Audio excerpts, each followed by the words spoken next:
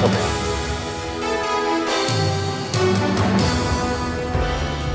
प्रधानमंत्री नरेंद्र मोदी ने लोगों से 13 अगस्त से 15 अगस्त के बीच अपने अपने घरों में राष्ट्र ध्वज फहराने को कहा है और हर घर तिरंगा मुहिम को मजबूत करने की अपील भी की है। प्रधानमंत्री ने ट्वीट के जरिए कहा कि ये मुहिम तिरंगे के साथ हमारे जुड़ाव को और भी गहरा बनाएगी। प्रधानमंत्री ने ये भी कहा कि हम आज उन सभी लोगों के साहस और प्रयासों को याद करते हैं जिन्होंने उस समय स्वतंत्र भारत के लिए एक ध्वज का स्वप्न देखा था जब हम औपनिवेशिक शासन के खिलाफ लड़ रहे थे। हम उनके सपने को पूरा करने और उनके सपनों के भारत का निर्माण करने की अपनी प्रतिबद्धता को दोहराते हैं। केंद्रीय गृह मंत्री अमित शाह ने भी शुक्रवार को लोगों से 13 से 15 अगस्त के बीच अपने घरों पर तिरंगा फहराकर हर घर तिरंगा अभियान में शामिल होने की अपील की। सरकार ने भारत की आज़ादी की 75वीं वर्षगांठ पर हर घर तिरंगा अभियान के तहत प्रत्येक घर पर तिरंगा लगाने की शुरुआत की है। प्रधानमंत्री नरेंद्र मोदी ने शुक्रवार को निवर्तमान राष्ट्रपति रामनाथ कोविंद के सम्मान में रात्रि भोज का आयोजन किया। इसमें केंद्रीय मंत्रिमंडल के सदस्य, विभिन्न राज्यों के मुख्यमंत्री और अन्य गणमान्य लोग शामिल हुए। दिल्ली के अशोका होटल में आयोजित ये भोज कई मायनों में अहम रहा।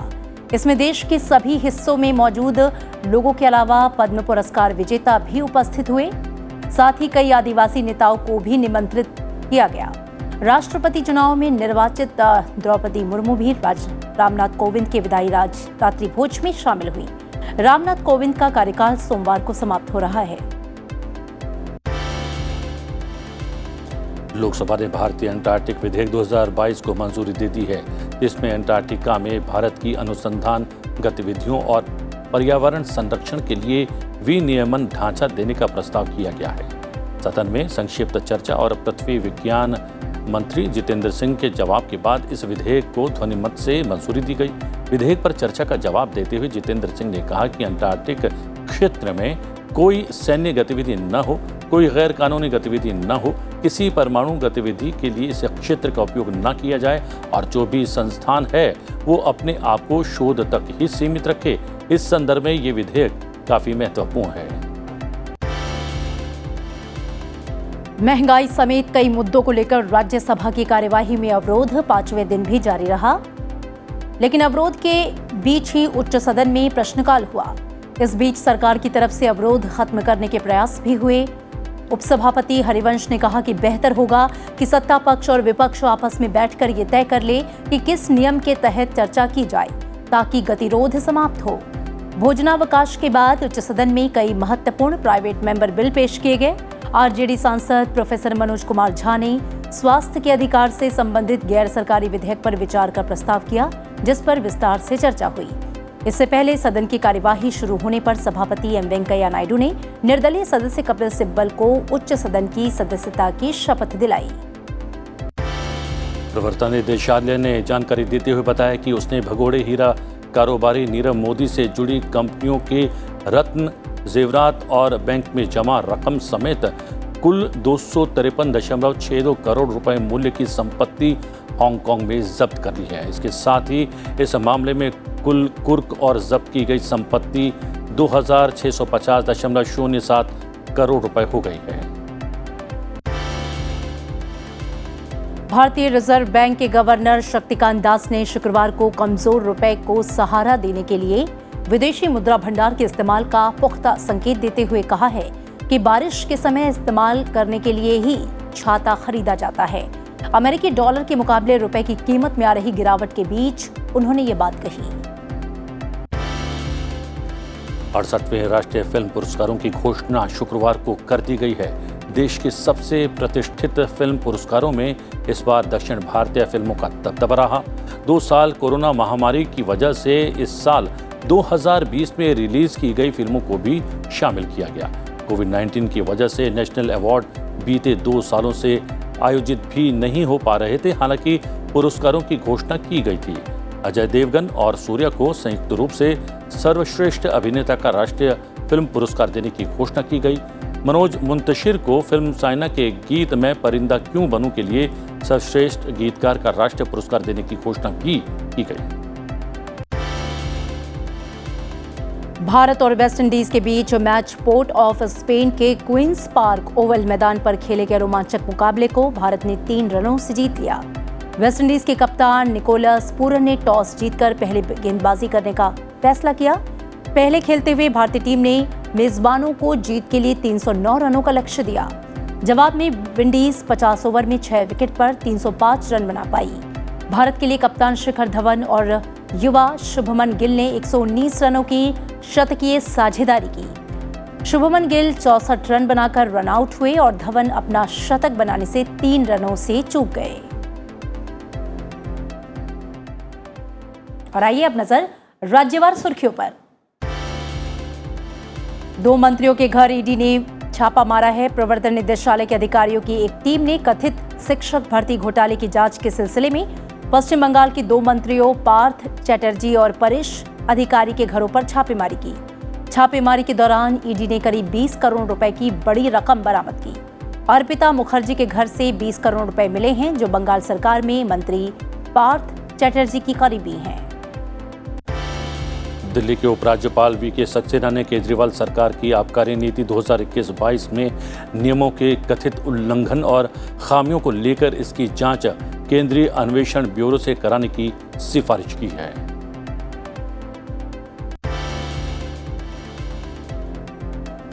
केरल में मंकीपॉक्स का तीसरा मामला सामने आया है। जुलाई की शुरुआत में संयुक्त अरब अमीरात से लौटे 35 वर्षीय युवक में मंकीपॉक्स के संक्रमण की पुष्टि हुई है।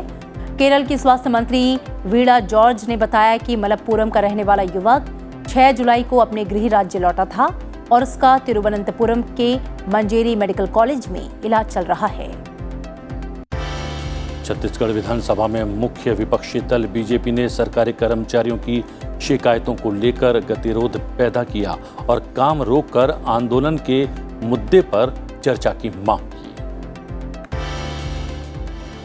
उत्तर प्रदेश के मुख्यमंत्री योगी आदित्यनाथ ने लखनऊ में भूजल सप्ताह के समापन समारोह में शिरकत की। उन्होंने कहा कि भूगर्भीय जल के संरक्षण में लापरवाही का खामियाजा आज उठाना पड़ रहा है। बीजेपी विधायक जोशुआ डिसूजा गोवा विधानसभा के उपाध्यक्ष निर्वाचित हो गए हैं। मॉनसून सत्र के दौरान हुए मतदान में 24 विधायकों ने डिसूजा के पक्ष में मतदान किया, जबकि 12 सदस्यों ने कांग्रेस उम्मीदवार डेलियाला लोबो को वोट दिया। गुजरात के मुख्यमंत्री भूपेंद्र पटेल ने गांधीनगर में 36वें नेशनल गेम्स का लोगो लॉन्च किया। नेशनल गेम्स 7 साल बाद 27 सितंबर से 10 अक्टूबर के बीच गुजरात में होने जा रहा है। मध्य प्रदेश में भारी बारिश के बाद कई इलाकों में बाढ़ जैसे हालात हैं। डिंडोरी में नर्मदा का जलस्तर बढ़ने से कई क्षेत्र डूब गए हैं। प्रदेश में पिछले 24 घंटों में हुई तेज बारिश के बाद नर्मदा नदी उफान पर है। बड़े जल स्तर को देखते हुए सुरक्षा की दृष्टि से घाट और पुल के आसपास होमगार्ड के जवानों को तैनात कर दिया गया है। 2 नए पश्चिमी विक्षोभ के सक्रिय होने के बीच राजस्थान के कई जिलों में भारी बारिश होने का पूर्वानुमान जताते हुए ऑरेंज अलर्ट जारी किया गया है। मौसम विभाग ने आगामी 24 घंटे में राज्य के गंगानगर और हनुमानगढ़ी जिलों में भारी बारिश होने के लिए ऑरेंज अलर्ट जारी किया। साथ ही जयपुर और कोटा संभाग में भारी बारिश और कहीं-कहीं तेज बारिश होने का अनुमान जताया गया है। उधर असम में लगातार बाढ़ के हालात सुधर रहे हैं। हालांकि राज्य के 3 जिलों में 10,000 से अधिक लोग अब भी बाढ़ संबंधी दिक्कतों से जूझ रहे हैं। राज्य के 4 जिलों के 17,200 से अधिक लोग बाढ़ से प्रभावित रहे थे। वर्तमान में 44 गांव बाढ़ की चपेट में हैं और करीब 210 हेक्टेयर फसल को नुकसान पहुंचा है।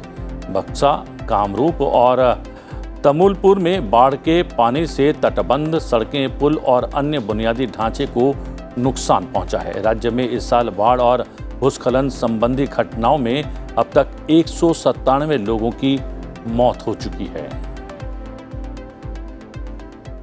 और अब रुक करते हैं अंतर्राष्ट्रीय सुर्खियों का। भारत की 15वीं राष्ट्रपति निर्वाचित होने पर द्रौपदी मुर्मू को दुनिया भर से देशों से बधाई मिल रही है। अमेरिका के राष्ट्रपति जो बाइडेन की ओर से भेजे गए संदेश में कहा गया है कि एक आदिवासी महिला का राष्ट्रपति जैसे पद पर पहुंचना भारतीय लोकतंत्र की मजबूती का प्रमाण है। उनका निर्वाचन प्रमाण है कि जन्म ही व्यक्ति के प्रयास उसकी नियति तय करते हैं। ब्रिटेन के प्रधानमंत्री बोरिस जॉनसन ने कहा, द्रौपदी मुर्मू का राष्ट्र प्रमुख पद पर पहुंचना उनकी ऊंची शख्सियत का ही परिणाम है। उनके लिए ढेरों बधाइयां। संयुक्त राष्ट्र सुरक्षा परिषद यानी कि यूएनएससी के 5 स्थायी सदस्यों में से 4 ने स्थायी सीट के लिए भारत की सदस्यता का समर्थन किया है। सरकार ने शुक्रवार को लोकसभा के मॉनसून सत्र के दौरान ये जानकारी दी। यूएनएससी के 5 स्थायी सदस्यों में संयुक्त राज्य अमेरिका, रूसी संघ, फ्रांस, चीन और यूनाइटेड किंगडम शामिल हैं। ब्रिटेन में प्रधानमंत्री बोरिस जॉनसन के उत्तराधिकारी को लेकर चल रही दौड़ में भारतवंशी ऋषि सुनक अब तक के सबसे मजबूत दावेदार हैं। लेकिन अब एक सर्वेक्षण के नतीजे बता रहे हैं कि ऋषि सुनक के सपनों पर पानी फिर सकता है। दरअसल नए सर्वे में विदेश मंत्री लिज ट्रस ने ब्रिटेन के अगले प्रधानमंत्री बनने की दौड़ में ऋषि सुनक पर 28 वोटों की बढ़त बना ली है। डाटा विश्लेषण कंपनी YouGov के ताजा सर्वेक्षण में ये जानकारी दी गई है। रूस और यूक्रेन के बीच युद्ध शुरू हुए करीब 5 महीने बीत चुके हैं और अब 150 दिन बाद दोनों देशों ने संयुक्त राष्ट्र के मध्यस्थता कराने के बाद ब्लैक सी यानी कि काला सागर से अनाज के निर्यात को बेरोक-टोक जारी रखने के लिए समझौता किया है। इस डील के रूस अब यूक्रेन के बंदरगाहों से निकलने वाले अनाज भरे जहाजों को नहीं रोकेगा। दोनों देशों के इस कदम से दुनिया भर में बढ़ते खाद्य संकट को टाला जा सकेगा। पाकिस्तान के पूर्व प्रधानमंत्री इमरान खान को जोरदार झटका लगा है। उनकी पार्टी पाकिस्तान तहरीक इंसाफ समर्थित पाकिस्तान मुस्लिम लीग के सीएम पद प्रत्याशी परवेज इलाही प्रधानमंत्री शहबाज शरीफ के पुत्र हमजा शहबाज से चुनाव हार गए हैं। हमजा ने 179 और इलाही ने 176 वोट हासिल किए। जापान के मंत्रिमंडल ने पूर्व प्रधानमंत्री शिंजो आबे का 27 सितंबर को राजकीय सम्मान के साथ अंतिम संस्कार करने का फैसला लिया है। हालांकि इसे लेकर राष्ट्रीय स्तर पर बहस छिड़ गई है। कुछ आलोचकों ने इसे एक विभाजनकारी राजनीतिक हस्ती के महिमा मंडन का प्रयास करार दिया। आपको बता दें कि आबे का निजी तौर पर अंतिम संस्कार टोक्यो के एक मंदिर में किया जा चुका है।